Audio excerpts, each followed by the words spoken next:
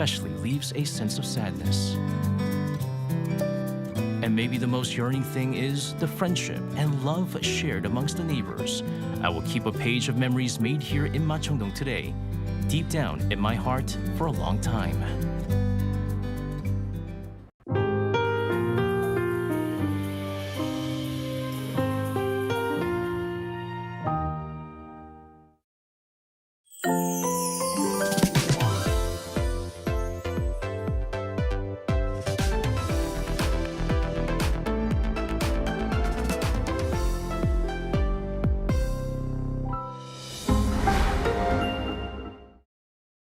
The IFLA World Library and Information Congress 2026 is coming to Busan. The city of Busan has consistently carried out creative experiments to connect cities, libraries, and people. Representing 150 countries, nearly 5,000 library experts will gather to envision the future of the global information ecosystem at the IFLA WLIC 2026 in Busan.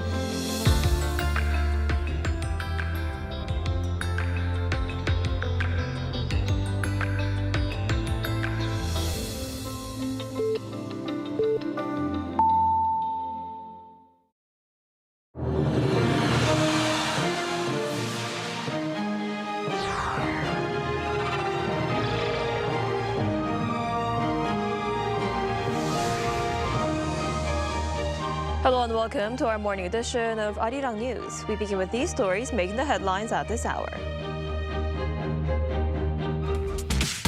The White House says President Donald Trump hasn't set a deadline for receiving a proposal from Iran, rejecting reports of a 3 to 5 day deadline, and adding that he is not rushing talks with Iran. Iran attacked 3 ships in the Strait of Hormuz and seized 2 of the ships, tightening its grip again on shipping in the critical oil supply choke point.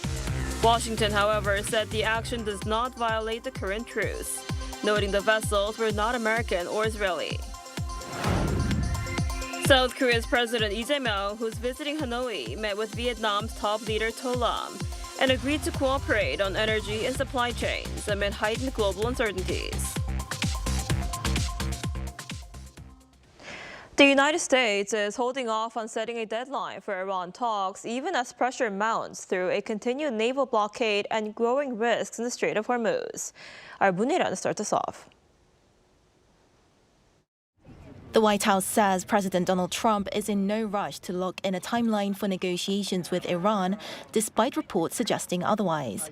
Press Secretary Caroline Leavitt told reporters on Wednesday there is no firm deadline for Tehran to submit what the U.S. has called a unified proposal, dismissing claims of a 3 to 5 day window as inaccurate.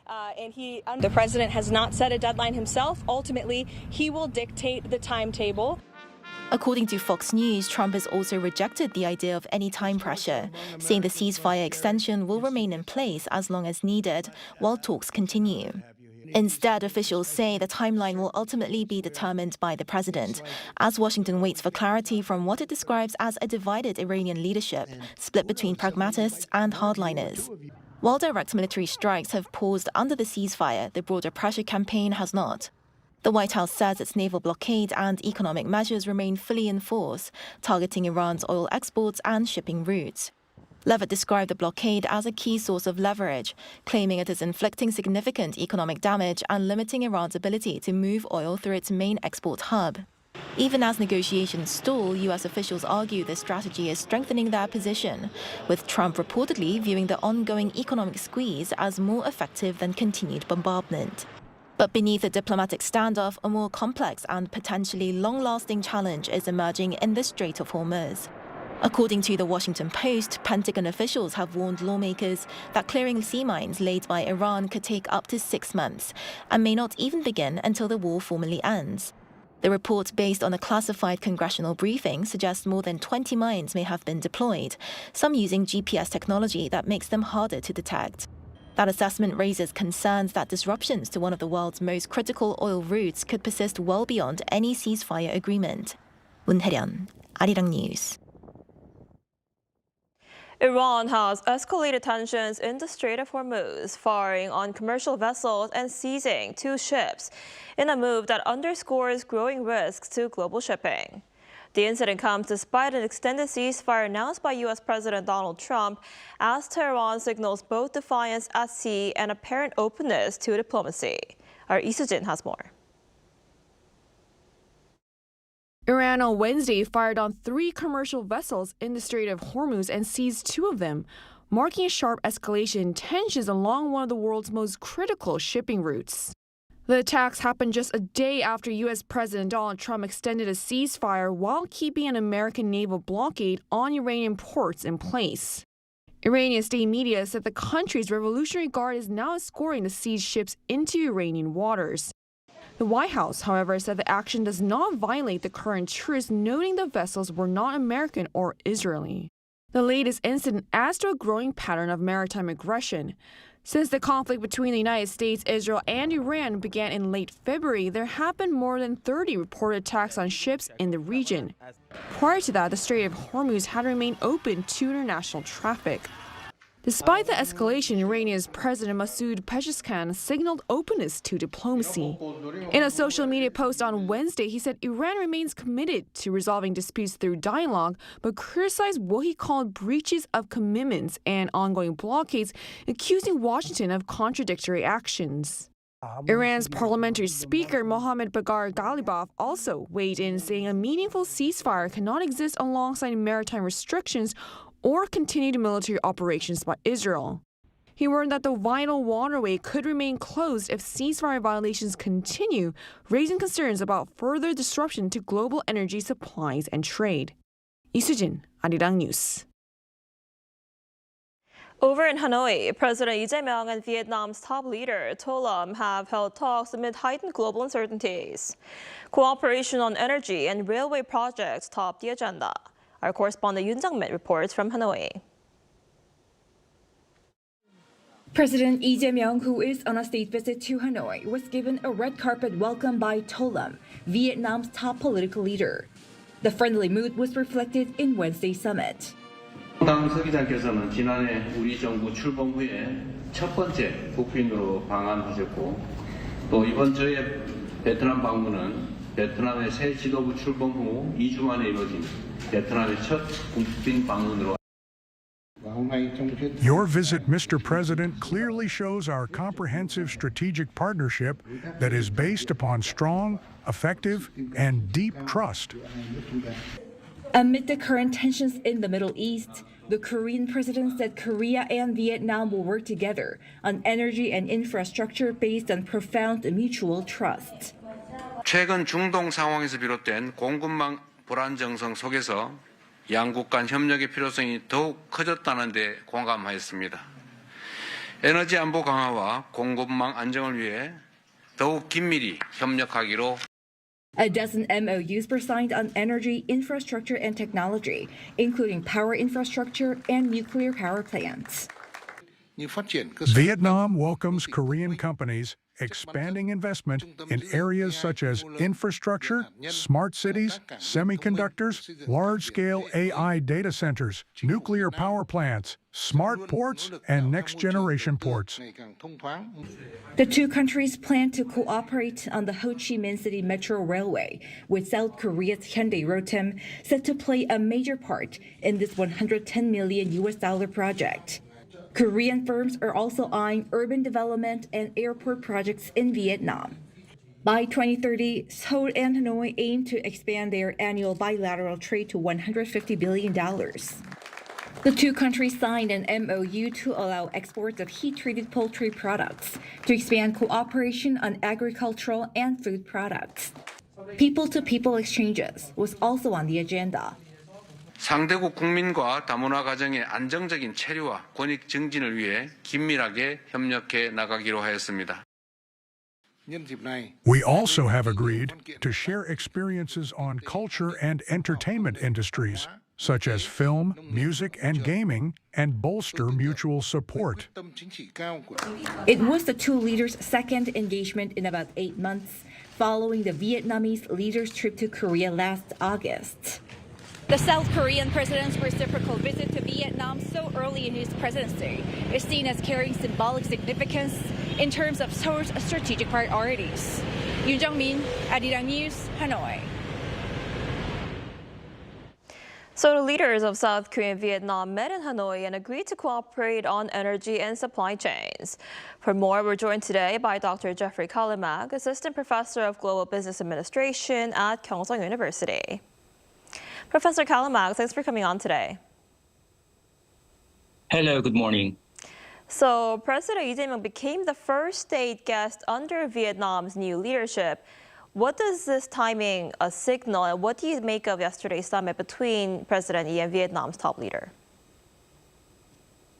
Oh, yeah, the fact that President Lee is the first head of state guest under Vietnam's new leadership, President and General Secretary To Lam, this rather shows more than just a ceremonial act.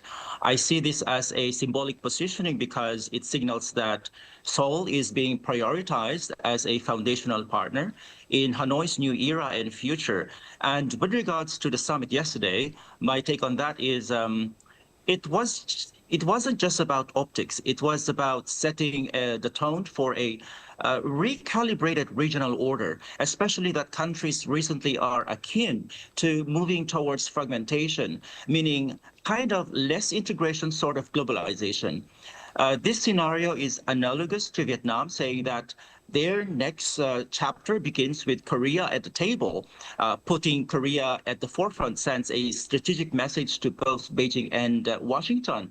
And because normally it's rare for a middle power like Korea to be the opening act, I would say in another country's leadership transition, thereby this only shows Seoul's rising diplomatic weight and role. I see. And this trip included both Vietnam and India, as the administration has been emphasizing what it calls global South diplomacy. So why are diplomatic ties with these two countries, Vietnam and India, so important for South Korea right now? Well, President Lee's visits are about pragmatic and targeted diplomacy. Each country was chosen for a specific strategic reason, and I would say that Vietnam and India are not random choices, but instead they are anchor states in the global south. Together, they represent nearly 1.6 billion people and economies growing at 6 to 7% annually. For Korea, this is about hedging against geopolitical risk. India is the world's fastest growing major economy, targeted or projected to surpass Germany and Japan in GDP by the early 2030s. Vietnam is the fastest growing economy in ASEAN, and so by deepening ties with Vietnam and India, Korea is essentially building a South-South corridor that that diversifies beyond the U.S.-China binary. As I mentioned earlier, countries are gearing towards fragmented world, and as a result, it is creating new and more sustainable alliances, taking into consideration the risk that the two powerful countries have impacted the world, especially the economy. Apparently, South Korea, with its new role and influence vis-a-vis significance, it's a bold attempt to reposition Korea as a bridge nation between advanced economies and emerging powers. Right, you just mentioned Vietnam has a very fast-growing economy, and Vietnam was actually South Korea's third largest trading partner last year after China and the United States. So what's driving this strong trade partnership? And as global supply chains shift, how important is Vietnam to South Korea's efforts to reduce reliance on China? Yes, you're right. Vietnam is actually the centerpiece of Korea's ASEAN ties. And as you mentioned, it is its largest trade partner. Last year, bilateral trade hit nearly $80 billion, making Vietnam more important to Korea than Japan in trade terms. So what's driving this? I can mention two things. First is supply chain realignment.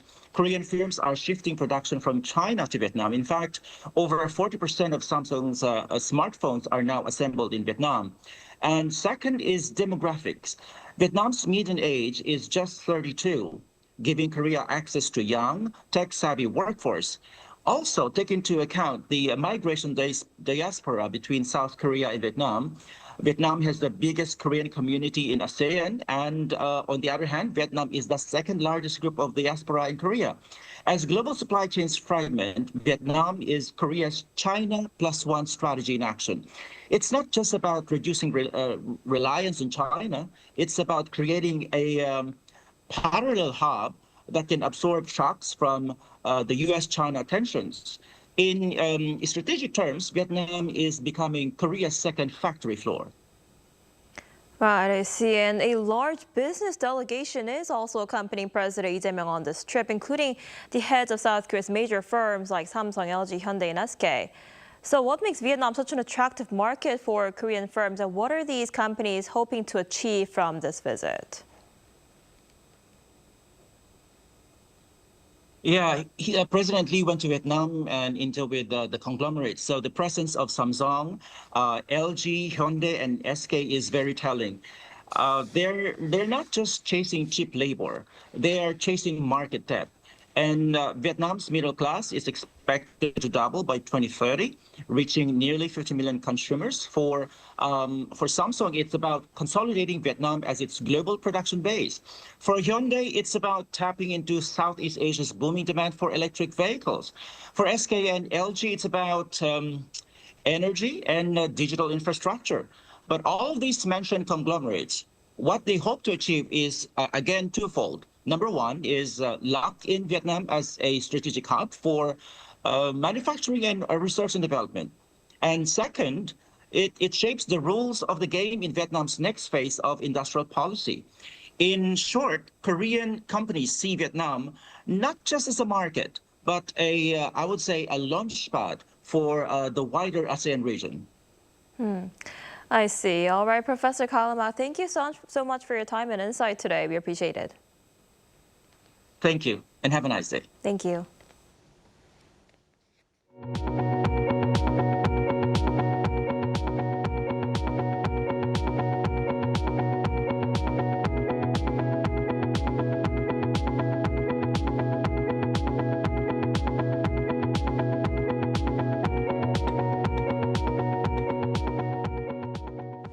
South Korea's economy grew at its fastest pace in 5.5 years during the first quarter, overcoming downward pressures from the recent conflict in the Middle East. The Bank of Korea announced its advanced estimate on Thursday, saying that real gross domestic product increased by 1.7% in the first quarter compared to the previous quarter. That's nearly double the central bank's earlier forecast of 0.9%. Exports surged 5.1%, led by information technology products such as semiconductors. This added 1.1 percentage points to the overall economic growth. Domestic demand added 0.6 percentage points to the GDP. Facilities investment climbed 4.8%, while construction investment rose 2.8%. Gross domestic income surged 7.5% on quarter, the highest increase since the first quarter of 1988, indicating a significant increase in the nation's purchasing power. And South Korean chipmaker SK hynix hit new highs across all major performance indicators in the first quarter of 2026. The company announced this morning that its operating profit stood at around $25.4 billion, up nearly fivefold from a year earlier and more than double the previous quarter. Revenue also hit a new high, nearly tripling to about $35.5 billion. Those figures helped push the company's operating profit margin to a record 72%, up from 58% in the previous quarter. SK hynix attributed the strong performance to surging demand for artificial intelligence memory chips, along with increased sales of high-end products like HBM and high-capacity server DRAM modules. South Korea and the United States are aiming to complete conditions for transferring wartime operations control to Seoul by early 2029. Speaking at a congressional hearing in Washington on Wednesday, U.S. Forces Korea Commander General Xavier Brunson said both sides are targeting the first quarter of that year to meet the requirements for the long-planned handover. The transition is based on specific conditions, including South Korea's ability to lead combined forces, strengthen strike and air defense capabilities, and a stable regional security environment. The push comes as President Lee Jae-myung's administration seeks to regain wartime command before the end of its term in 2030. There is a new racket sport that's gaining interest from both the young and old. Pickleball is quickly establishing itself as a new form of leisure and is gaining ground worldwide. And amid this global trend, Korea is also seeing a sharp rise in the number of enthusiasts. Our correspondent Cho Young-eun tells us more. It looks a bit like tennis and a bit like badminton. At this outdoor court, people are picking up paddles to hit a lightweight plastic ball punctured with holes. They are playing what is known as pickleball. Though still unfamiliar to some, pickleball is a sport that combines elements of tennis, badminton, and table tennis. It can be played both indoors and outdoors on a badminton-sized court with a slightly lower net. This pickleball is lightweight and holding a paddle is simple. Grab the handle naturally, form a V with your thumb and index finger, and use a forehand drive, similar to tennis. Each rally begins with an underhand serve below the waist, and games are typically played to 11 points. Simplicity is its biggest appeal. With short games and easy-to-learn rules, this sport has a low barrier to entry, making it accessible to everyone from children to seniors. I think the most appealing part is that once you learn the basic rules, anyone can easily jump into a game. I play almost every day of the week. I had been doing other sports for over 10 years, but I got injured, so I started looking for alternatives. I came across pickleball. I saw that it's very popular in the US, and I've been playing it for about a year and a half now. And once one person starts playing, they inevitably invite their friends too. So my wife is Korean, and her friend was playing pickleball here, and then my wife's friend got my wife into pickleball, so now I'm into pickleball. And, you know, we have $200 pickleball paddle later, here I am. Since its first creation in the USA in 1965, pickleball has surged in popularity in the United States in recent years. In Korea, momentum is building just as quickly following the official launch of the Korea Pickleball Association. The sport's base has expanded within months. New facilities are also emerging, including a recently opened complex at Gwangnam Hangang Park in Seoul, featuring 14 dedicated pickleball courts. At first, many in their 60s and older couldn't even go to the market or ride a bike because their legs hurt. But after playing pickleball for 2 to 3 years, they say they can now walk to shop and visit stores again. Hearing this is incredibly rewarding.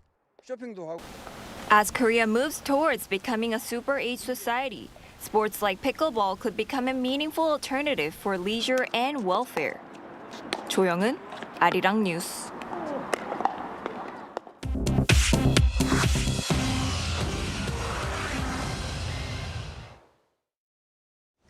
Good morning, I'm Chu Ji-hyun, and this is The World Now. Israeli strikes in southern Lebanon on Wednesday killed at least 5 people, including a journalist, in the deadliest day since a 10-day ceasefire took effect. Lebanese journalist Amal Khalil was killed when rescuers were blocked from reaching her after strikes hit the buildings she had taken cover in. Lebanon's prime minister called the obstruction of rescue efforts, quote, war crimes. Israel denied blocking any rescue operation and said it had targeted cars that had left a Hezbollah military structure. Lebanon's president said Thursday's talks with Israel will push for a ceasefire extension beyond its Sunday expiry. In the UK, any child aged 17 or younger today will never legally be able to buy a cigarette for the rest of their lives.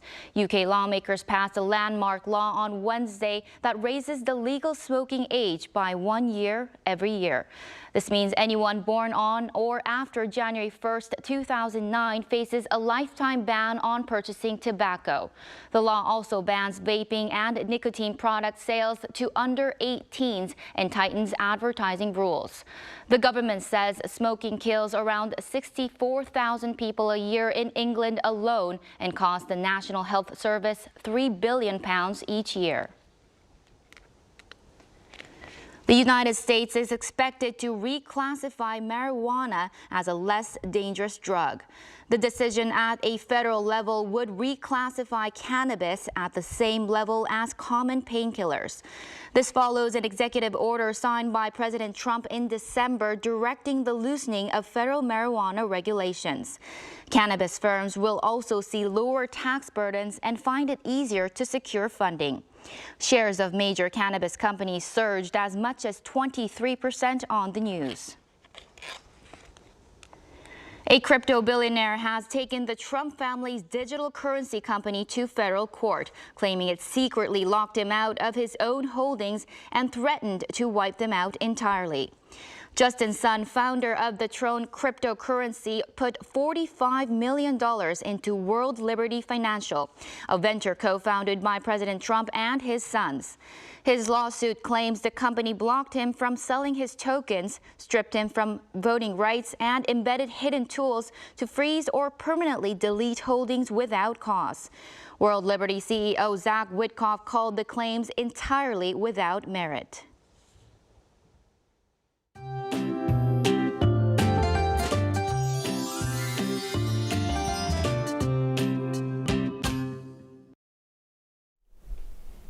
The dust has finally cleared and blue skies are making a welcome comeback today. Across the inner regions, the sunshine will take over, bringing a fresh and comfortable spring day. Meanwhile, along the south coast, a few showers may linger through the morning, but Jeju-do Island could see rain into the afternoon with up to 20 millimeters in the forecast. While the skies look pleasant, the air is becoming quite dry across Gangwon-do province and the east of Gyeongsang-Buk-do province. Dry weather combined with gusty winds can quickly raise wildfire danger, so use extra caution with anything that could start a fire. And this afternoon, Seoul and Gwangju will be getting up to 23 degrees Celsius, Daegu at 20 degrees. Then we'll have sunny and warmer than average temperatures through the weekend, with pleasant spring weather continuing across much of the country. Meanwhile, big gaps in readings will continue, so a light jacket remains a wise choice.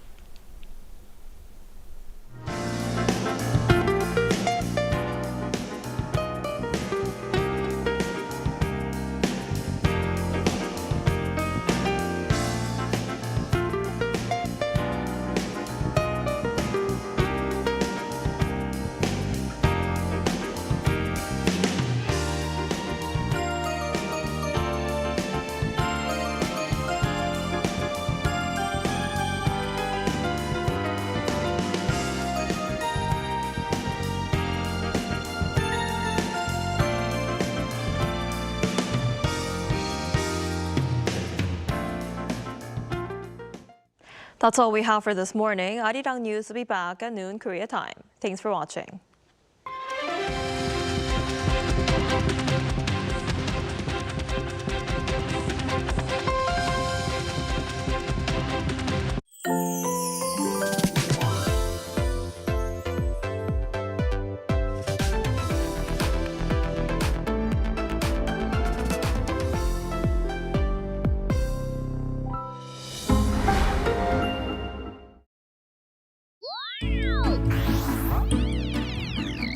여러분 안녕하십니까?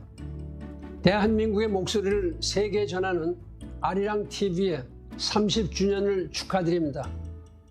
2015년 7월 14일 UN 창설 70주년과 6.25 전쟁 유엔군 참전 결정 65주년을 맞아 아리랑 TV와 UN 본부는 방송 송출 계약을 체결하고 본격적인 방송을 시작했습니다. 이리하여 아리랑 TV가 한국 방송 최초로 유엔 본부 내에서 아리랑 코리아라는 이름으로 공식 방송을 개시한 순간이었습니다. 오늘도 아리랑 TV는 유엔 본부 유엔 채널을 통해서 24시간 시사 정보 채널로 방송되고 있으며 우리나라의 위상과 목소리를 국제사회에 전하는 중요한 역할을 해오고 있습니다. 아리랑 TV는 기후위기는 물론 역사, 국제 현안과 민감한 외교 문제에 이르기까지 대한민국의 입장을 전달하고 있습니다. 지금 국제사회는 그 어느 때보다 복합적인 도전에 직면해 있습니다. 이런 때일수록 정확하고 신뢰할 수 있는 정보와 소통이 더욱 중요합니다. 세계 각국 외교관들이 활동하는 유엔 본부에서 아리랑 TV는 한국을 대표하는 공공 외교 미디어로서 의미 있는 역할을 수행한 길을 자랑스럽게 생각합니다. My warmest congratulations, Arirang TV. I look forward to seeing Arirang TV provide excellent content to global viewers for another 30 years and well beyond. Thank you. 감사합니다.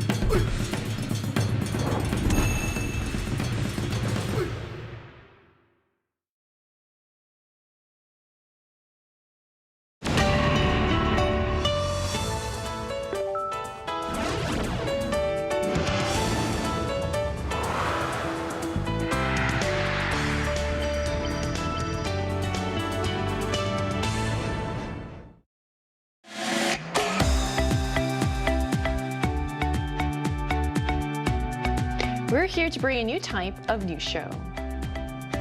New insights, new style, and new topics every day. We are News Generation. Bringing news just for you is Thursday, April 23rd here in Seoul. I'm Lee Soo-jin, and this is News Generation. Joining us today is Kyle. Pleasure to be here. Pleasure to have you, and also tunes with us today. Happy birthday. Happy Thursday. And both are here to speak on behalf of people in their 20s and 30s. So as we head towards the end of the work week, we're turning our attention to the global stage. So President Lee is continuing his overseas tour, drawing attention both at home and abroad. And these high-level visits often signal key diplomatic priorities and economic goals for the country. So to start us off, can you tell us a bit about President Lee's trip to India and Vietnam, Jian? Of course. Well, let me quickly go over President Lee's recent overseas trip. South Korean President Lee Jae-myung departed Korea on the 19th for a 6-day overseas trip to Vietnam and India as well. He spent 3 days, first of all, in India, and now he is in Vietnam until the 24th. In India, he met Prime Minister Narendra Modi to discuss strategic cooperation, including defense, energy, and supply chains. He then traveled to Hanoi on the 21st for the second leg of his visit. In Vietnam, he held a summit with Vietnamese top leader and General Secretary of the Communist Party, To Lam, and they focused on strengthening strategic and economic ties amid growing global uncertainty. Many say this move actually could further strengthen our ties to both countries, and after 34 years of close partnership with Vietnam, of course. And overall, this visit highlights Korea's push for stronger partnerships, stronger ties, and long-term economic stability as well. And one of my personal favorite moments from the trip was a selfie, I don't know if you saw, between the two leaders of India and Korea, and also with Hansong. With the actually the Galaxy phone was made from a factory in India. That's so that was also quite meaningful. So do you have anything to add to this? Of course. During this president's visit, not only government officials, but also the heads of major Korean companies like Samsung, LG, and Hyundai are visiting these countries. They are expected to inspect local manufacturing facilities, meet with top leaders, and hold discussions to explore cooperations with local businesses. Right. So that really underscores how this trip goes beyond diplomacy. It's a coordinated push involving both government and big business to deepen strategic and economic ties. And it also reflects Korea's efforts to secure supply chains and expand its footprint in two of Asia's fastest growing markets. And that's why we're going to talk more about this. But first, let's take a look at the screen.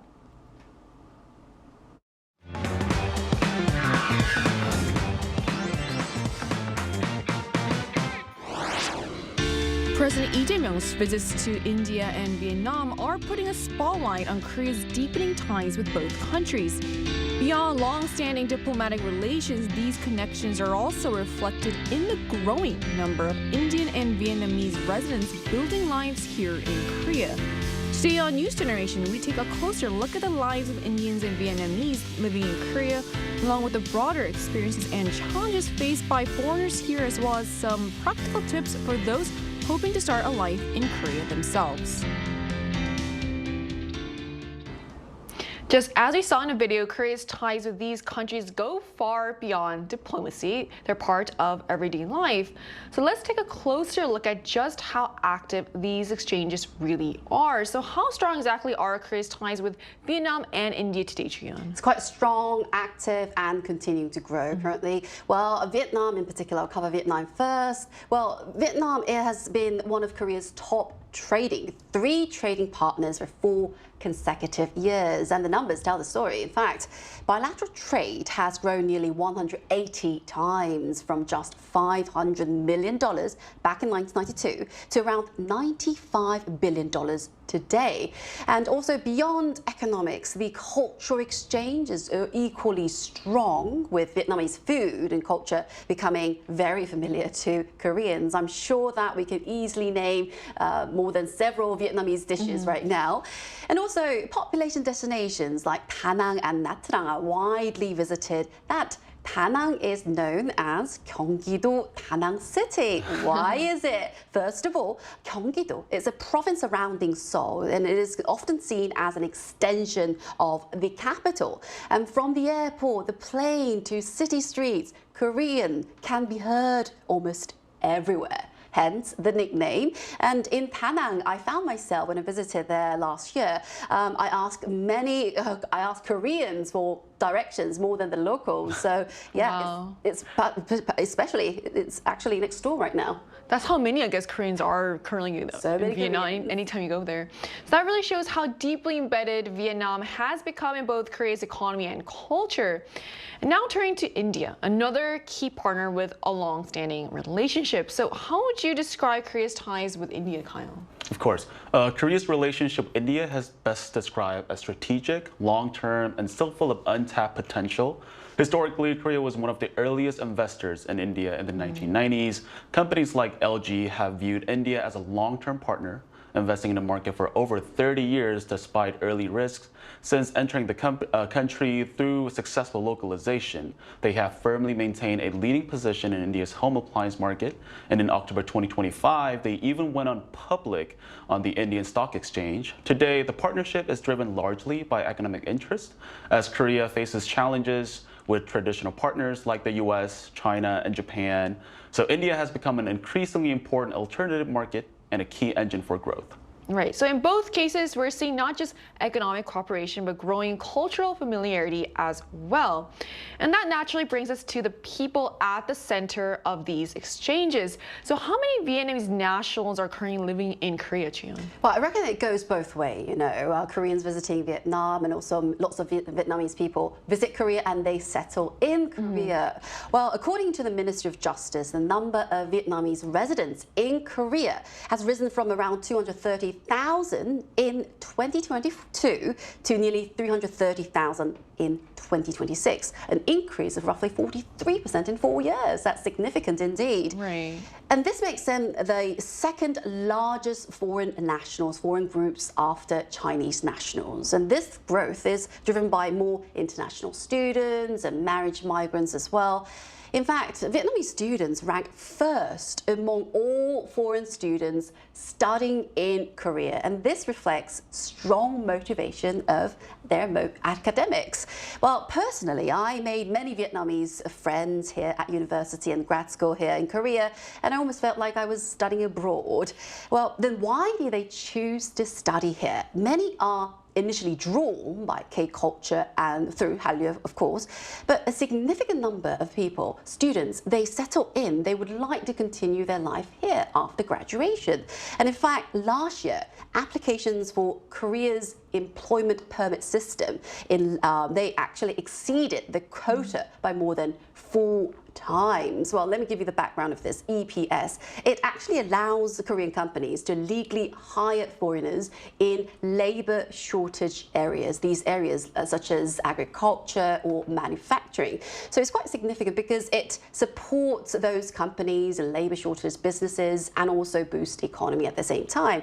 So Korea is no longer just a place to visit, but a place to build your life for the future. It's very true. I think for a lot of foreigners, they're drawn by K-pop or different types of Korean culture, but what makes them stay is, like we said, there's the safety, there's so many different aspects that what make them want to stay long-term.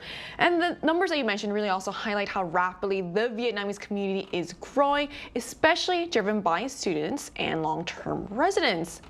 And now let's take a look at the Indian community as well. So what does the Indian population here in Korea look like, Kyle? Yeah, compared to Vietnamese community, the Indian population in Korea is relatively small, but it has been steadily growing over the years. Many Indians in Korea are actually highly educated professionals, particularly in fields like engineering, research, and technology. In addition, there's also a noticeable number of students and business professionals who have come to Korea for academic and economic opportunities.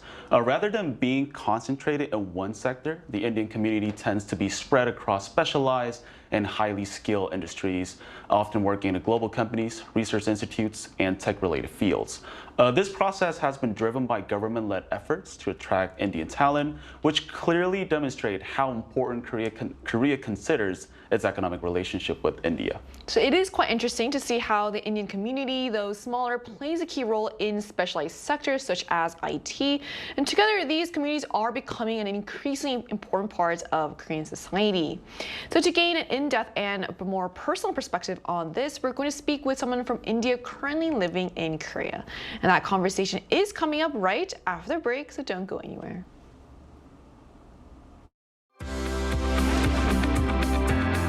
NewsGen wants to hear from you. Go to YouTube and search out channel Arirang News. Click Posts and cast your vote in the poll.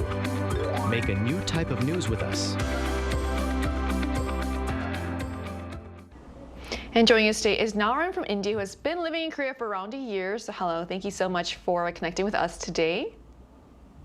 Thank you so much for having me. All right, so what led you to move to Korea, and how would you describe the Indian community here in Korea? It actually started from a really young age. And to be honest, I'm really proud to say that the love for Korean culture, whether it's K-drama, K-pop, or K-entertainment, it really started from Northeast India, from Arunachal Pradesh, Nagaland, and to Manipur back in early 2000s. It used to be a very massive part of our family culture. We all would just sit down together and watch K-drama. Seeing that influence grew from my home region to having such a huge impact on mainland India is really amazing, actually. And that early connection is what brought me here. But living here is a bit different from watching it on the screen. When I started, after a few months of living here, I started feeling homesick, and after that, I was lucky enough to find one of my fellow Indian scholars here, and he introduced me to Indian community who live here. Who all of us just meet up together, and we celebrate important holidays. We all are a very diverse group, to be honest, from brilliant researchers to tech professionals and students to entrepreneurs. It's a very beautiful culture, and we celebrate, we eat traditional food together, and to be honest, it feels like a second home to me. And yeah, after hearing President Lee's recent visit to New Delhi, it reminds me that the bond between the two countries will just flourish more and more, and there's still a lot of hope and ways for India and Korea to grow together side by side. Yeah. I'm so glad that you found a beautiful, strong community around you. So could you tell us what are the advantages of living in Korea, and would you consider settling here for long term? Yes, Korea is such a safe place, to be honest. I admire how diligently people follow the rules and maintain a sense of order. Living here has a lot of advantages. The biggest one is the convenience. People can use the public transportation, and it's really efficient. And everything you need is actually really close by. So I also appreciate how safe it is for girls to work at night. And on top of that, there are many options for food and culture and also entertainment. It's easy to enjoy your daily life here.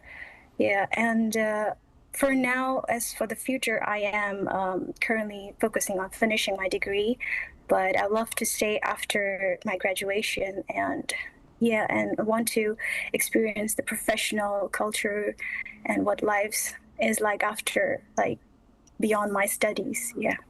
I see, Narima. It's so glad to hear that you are enjoying your life in Korea.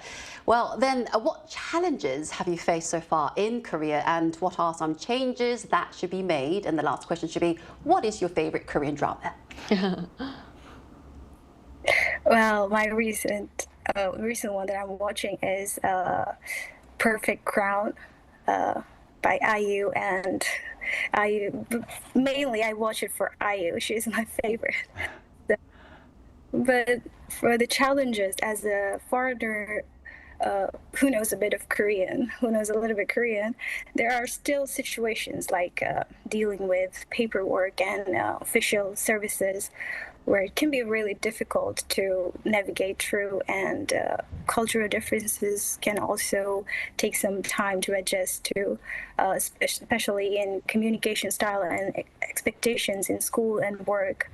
There's also like hard work culture, which while productive, it can sometimes lead to burnout, and finding authentic vegetarian food. Like some of my best friends here living in South Korea, they are vegetarian, most of them. So it's hard to find a restaurant with good vegetarian food, but still, we've been like navigating through that too. And it would help if there were more programs and spaces that can encourage the interaction between locals and foreigners, but it's easier to build this connection and feel more integrated.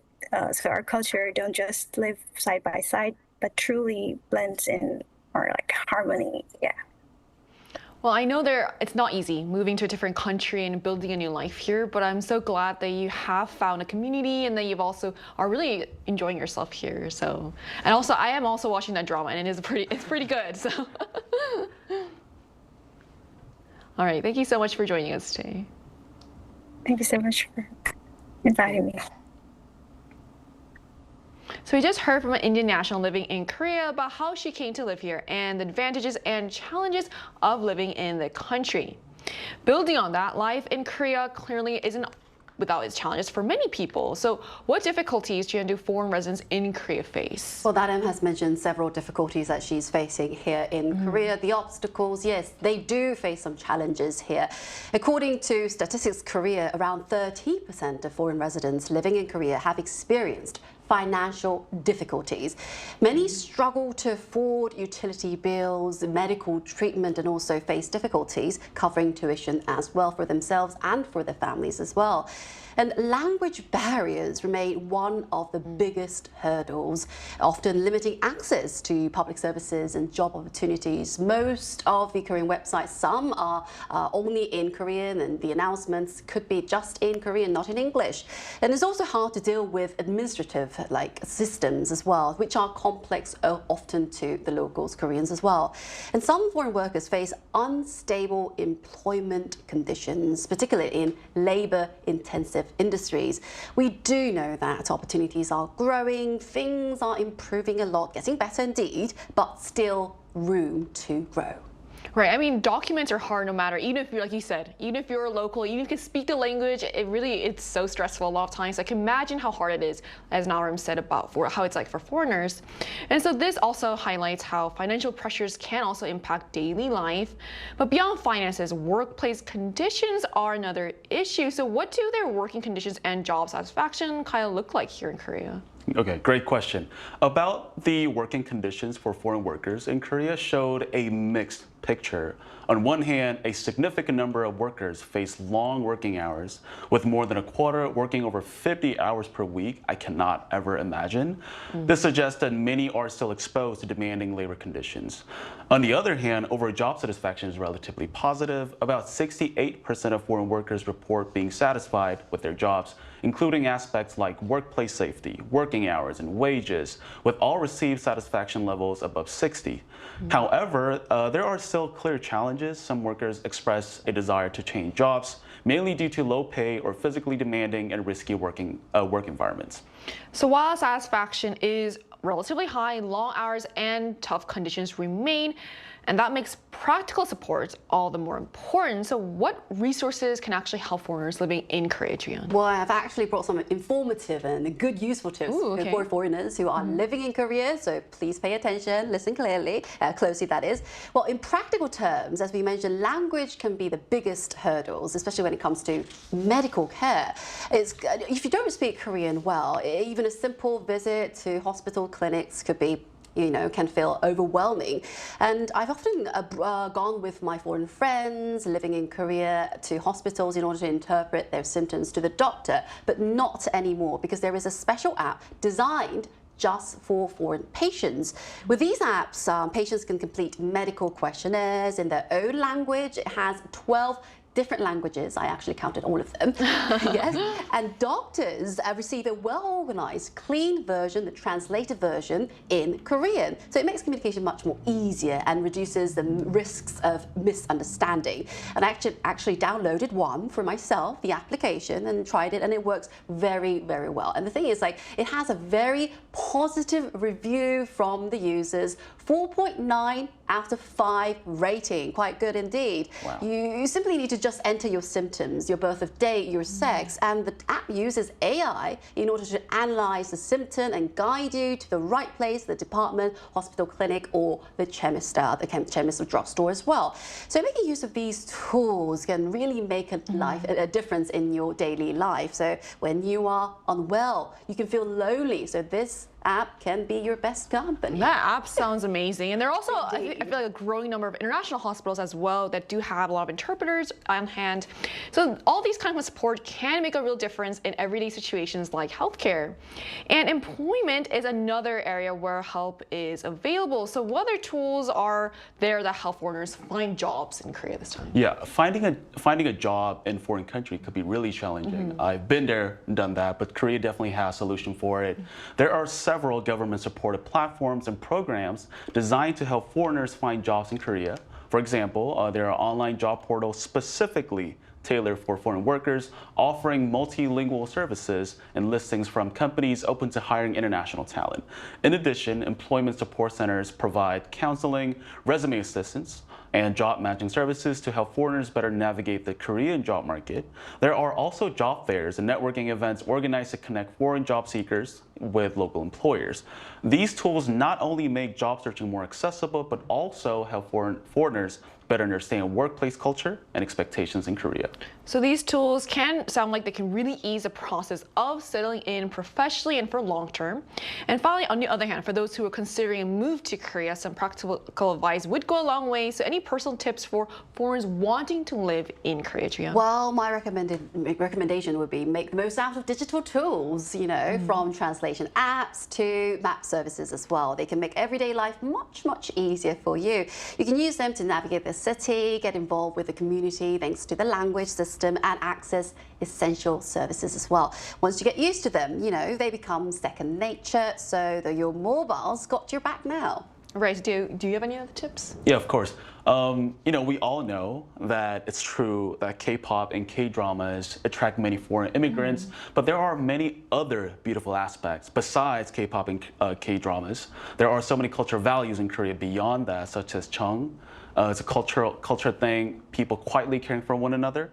You know, it's an unspoken, deep emotional bond that grows over time.